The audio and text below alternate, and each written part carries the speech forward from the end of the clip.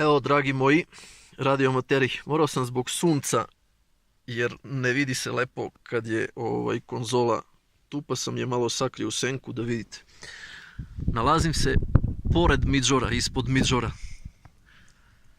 Vidim vizualno tupižnicu. Vidim vizualno rtanj. Nalazim se na skoro 2000 metara nadmorske visine. Radim sa 5-osminkom antenom na kolima. Ovo je repetitor R3 i njegov odziv. 2S jedinice na 2000 metara visine. Optička vidljivost. A evo drugi repetitori kako dolaze. Nula. Nekoliko nule. Jedinica. Bugarska, koju sam u senci ovamo, ne vidi se. Dvojka.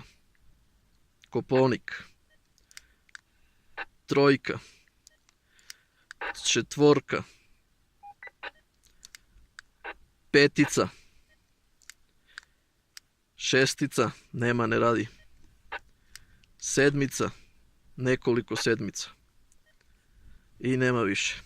Evo, 0x.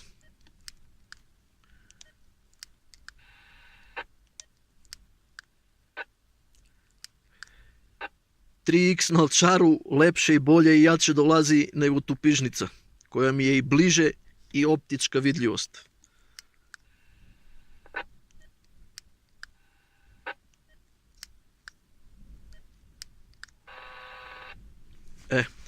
To je to, moji drugari.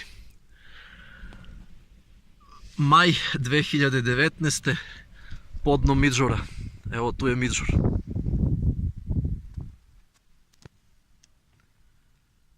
Psonu 1 PRM, a eno tamo u daljini eno je tupižnica.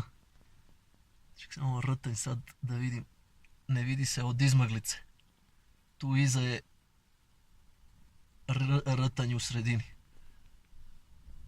Tako dolazi, eno ga rtanj, tako dolazi tupižnica.